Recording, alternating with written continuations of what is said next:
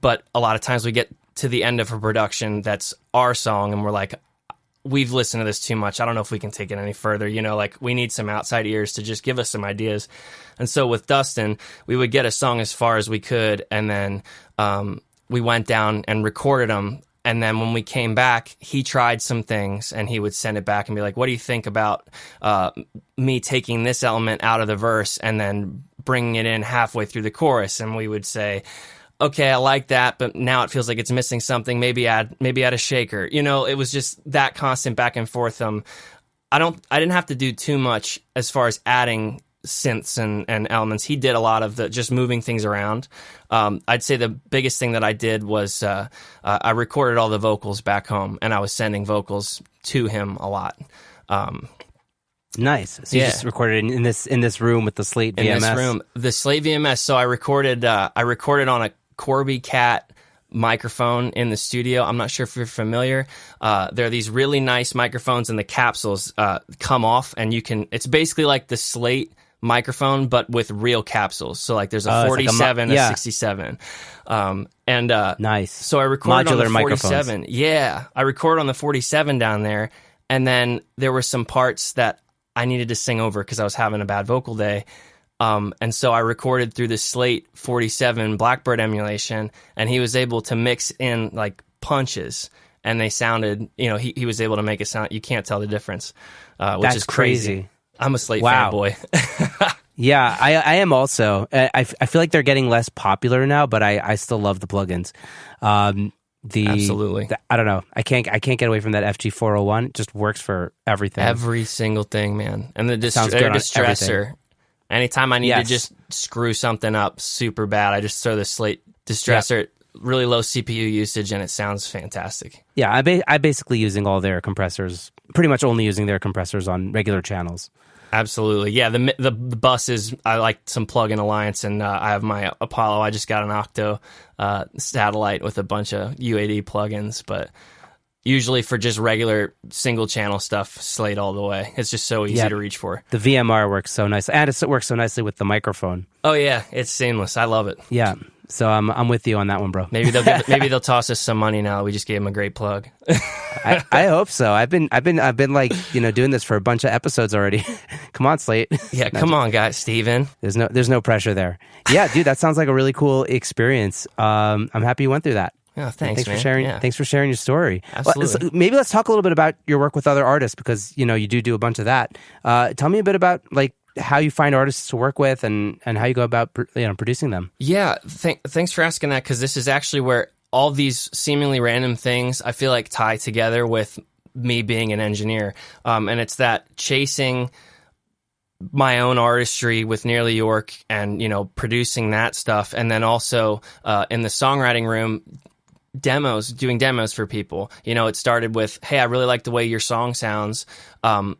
Could you demo this song for me? Or, hey, I really like that demo you did for that song we wrote together. I just wrote with this other artist. I'll pay you to demo the song we wrote. And so then I'm getting paid to do a lot of demos, and I was doing them for $150 to $200 a pop and everything. Like they'd send me a scratch track with a guitar, and I would build everything from the ground up: drums, bass, guitar, keys. I would sing harmonies, vocal line, tune everything, basically make it sound as great as I could, spend 6 to 8 hours on it, make $150, $200. And then my goal, Dustin taught me this, was always, even if you're not getting paid for the quality you're going to put out the best quality possible, because you have no idea who's going to hear that, and then you can raise your rates. Wow. And it's all slowly led to people coming to me now and saying, hey, I've got this artist, he wants to do a single, really doesn't play a lot of instruments, doesn't have the budget to go into a big studio and hire all these session players. Will you produce and mix this song? And I've been able to, bump up my rates, and I have 2 songs. I just finished a country song for an artist, Chris McNeil, down in Florida. That's going to be it's getting mastered on the 13th, and then another song for a pop artist called Lux in Nashville. Was my Lana Del Rey style's first time doing that. But it's just cool how all these things I was doing seemingly for my own artistry have led me to getting other artists saying, can you do that for me too? That's so cool. I want to distill that for a second, because it seems like you know, a lot of people spend a long time like engineering until they find their voice. But it sounds like because you're an artist, like you've already kind of found your voice as an artist, and you're just kind of like that's coming off in the way you produce, and then that's probably why people are seeking you out to do those things because of that voice, that same, you know, artistic voice. Yeah, and it's extremely flattering to have someone hear a song that you made and then say, "Hey, can you do something like that for me?" You know, it makes you feel like you're like on the right path at least. You know. Yeah, does that it gives you extra juices in the morning? Yeah, absolutely. And I love working on other people's stuff. It's such a nice break, especially when you're in a creative slump with your own stuff, to just be able to take someone else's. It's a different muscle in your brain, I feel like, to work on somebody else's artistic vision, you know? Yeah. I don't think I've had the muscle or the brain space to have that muscle to do my own artistic vision in a while. So maybe that's why I'm working on other people's music. That is fair. But especially in COVID, I don't know how people write now. I don't have the emotional energy to do it. Do a Zoom write with some people, man. If you feel like you can't get a song, get 2 people that you like on a Zoom and don't leave until you're done with the song. And I do that every time. That Ken guy I mentioned, and we'll write with one or 2 other people. And when I'm like, I haven't gotten a song out in 2 weeks, we get together and we finish a song in an hour and a half, even if you're never going to use it again. I love doing that to kind of, I don't know, co-writing break the takes ice. the burden down, you know? It's like going on that first like little jog when you haven't worked out in a while. Yeah, or whatever it is. Just get outside. Nice, dude. Well, congrats. I mean, I heard some of the songs you sent. You sent me a couple songs that you mixed that actually did pretty well. There was an Apple Hot 100 country song. Yeah. That sounded really good. And you did a song for a TikTok influencer that also sounded really good. So congrats on that. Thanks so much, man. Yeah. Tell me a bit about those mixes. Like, what's your approach to mixing?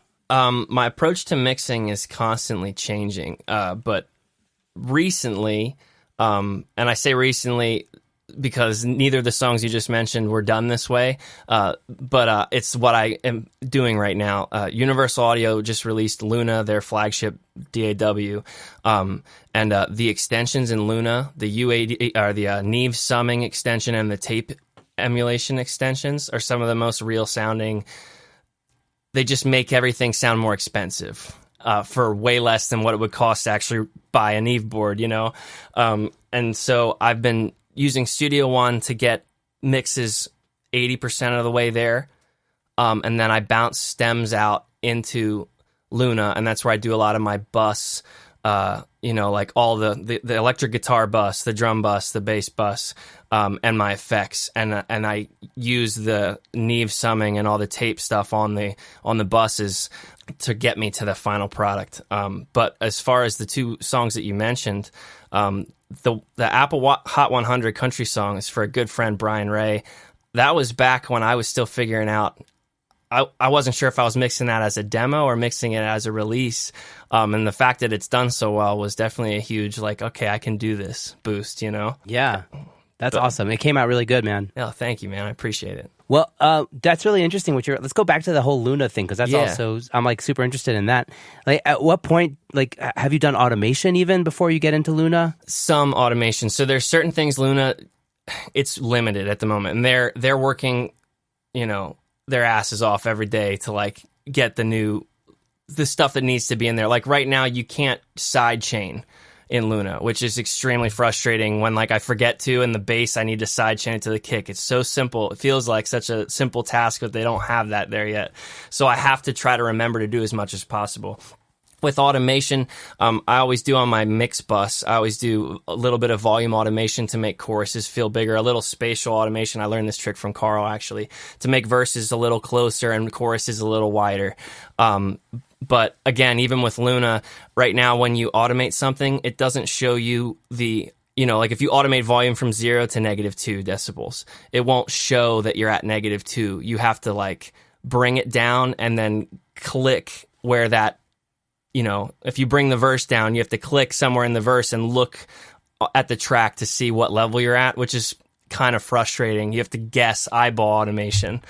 Oh, wow. That sounds frustrating. Yeah. So I try to get as much done in Studio One as possible. And the only reason I'm mixing in Luna is just because I can't find anything comparable to the sound I can get out of a final mix in Luna right now. I don't have any other plugins that work like that the summing does it. It's just that extra thing. you know? Sounds like you got a beta test for them. Yeah. I send them feedback all the time. They have a little feedback button in the top right of the DAW, which I think is awesome. You know, they really want to know what people need to be able to switch to it full time.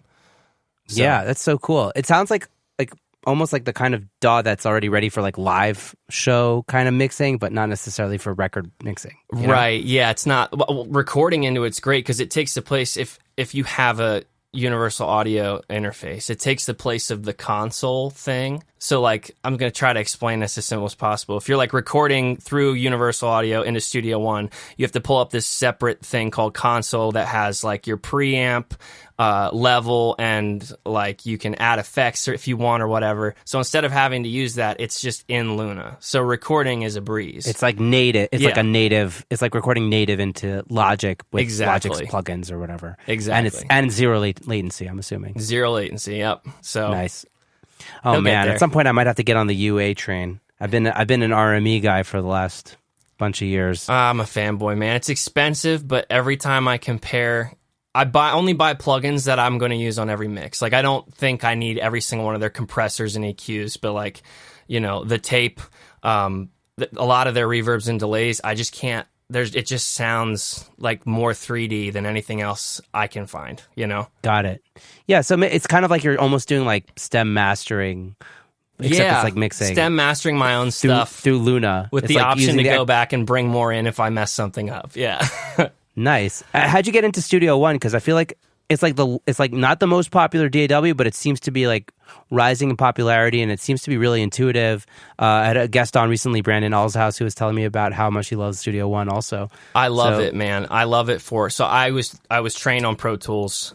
You know, that was where I cut my teeth, especially when it comes to editing drums and instruments using Beat Detect. And the lack of a Beat Detect feature in Studio One is what kept me away from it for so long. They have one now. I'll get to that in a second. But I just could not stand. It felt like Avid was just trying to make using Pro Tools as frustrating as possible. You know, I bought a version in 2015. It stopped being updated in 2016 and a half, you know, and then things just were crashing every time I'd update my computer. I'm like, is this it? Am I going to have to spend $700 on Pro Tools again? You know, and then Studio One had a cross-grade price that I was like, that's not bad. It was like $200 or something. And they had just switched to Studio One 4, which was like, I could do Beat Detect. I could do Beat Detect with sound compression and expansion, which I don't have in Pro Tools. There were just things that weren't in Pro Tools that I was like, this is really useful all the time. Another thing, I do a ton of vocal editing and aligning with Vocaline and Melodyne, and Studio One has the ARA plugin integration where it's, you know, tuning and aligning a vocal is as simple as clicking the file, hitting Shift M, Melodyne pulls up on that track, tune it, Option 3, prints it, done. I don't have to copy it into Melodyne and then print it back out into the DAW. It's just there. Same with Vocaline, and I was just like, the workflow, you know, I was able to charge my clients less because I'm getting their stuff done twice as fast. Can I just stop you there for a second? Because Logic now has Melodyne and Vocaline stuff, ARA technically built in, but it's so buggy. Like, I just won't even use it. Like, I won't touch Melodyne ARA inside of Logic. It's bugged out so many times. It's like, why do I want to waste my work? Let me just import it, and then I'll deal with it. Studio One still has a little bugginess every once in a while. They usually release an update the next week because they've been doing it for a while. But, like, the worst thing that'll happen is I'll close a session, and when I go to reopen it, it'll crash every time it goes to reload the Melodyne stuff. So I have to disable ARA, reopen Studio One, open the session, save a copy, re-enable ARA, close the session, open it back up. So yeah, it's a pain, but it's still not as much of a pain as Pro Tools, so I stick with it. Yeah. I'm just wondering if like the pain of dealing with ARA bugs is worth using ARA as opposed to just like the regular version. It's a good point. I will say for workflow, when I'm in Studio One and it's working, I don't run into any issues. And for that reason, it is worth it. If it was as buggy as you're saying Logic is, I probably wouldn't touch it. If it's you're bouncing it in place as soon as you tune. The second I tune, I bounce in place just in case something goes wrong. So tune, bounce in place. Yeah. Got it. And then I'm assuming you just don't even have to tune twice very often. Rarely. I always do save a playlist with the untuned version.